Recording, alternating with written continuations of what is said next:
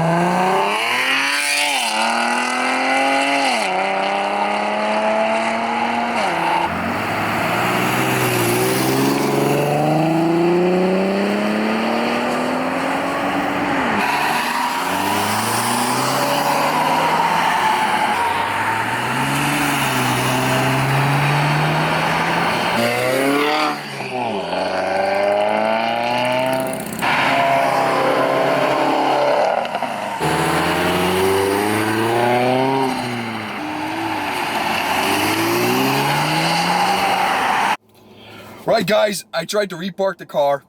Didn't work out because I wanted to try to keep the sun off the camera and it's directly overhead, so it ain't working. Anyway, it is what it is. The show was freaking great. And when I was doing the parking lot gold, that 64 Skylark kind of set the tone, and I did a bunch of freaking classic cars, which made me feel happy.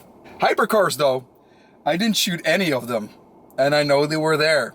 And I know there's one out there that I really want to shoot, but so many people out there with super busy, great cars out. I want to do those cars justice when I shoot them, and I can't do that when there's just no way for me to set up my freaking slider rig and take the time to get those nice shots. So I apologize, but the rest of the community is going to have your back because there's undoubtedly footage in their videos and pictures all over Instagram because it is quite a unique car. And I did see him drive by, and then the Regera was completely obscured by a car. I mean, you didn't see it at all. And I'm like, okay, well, that's just my luck, I guess. Can't even have a proper outtake of the car in the video. Talk about the exit shots. It's actually not Old Man Ruin Everything today. It's actually the police ruining everything. There was a police officer posted at the exit, so everyone was keeping it nice and low and overly low. Let me know in the comments what you thought, but it was definitely less than usual, and I don't like it when there's a police officer at an exit because it just, people get so overly cautious. It just pulls the fun out of it, you know? I don't encourage people to do stupid stuff at all, and sometimes people do. It's just the nature of the beast. But if there's an officer there, it just artificially suppresses everything, and that it's a bummer. It's a bummer, really. But you know, it's another one of those things. It is what it is. So, favorite of show, nearly forgot, gotta have to be the McLaren Fox body. You don't see those at all. I mean, I'm completely and utterly gobsmacked that I saw one of those in person. Because I know about them, obviously, but you just don't see them. They are very, very rare. And to see one in person is, well, a treat, really. And I was really happy that the owner of that car brought it out. So, with everything being said, I hope you guys enjoyed the footage, and I will see you guys on the flip side.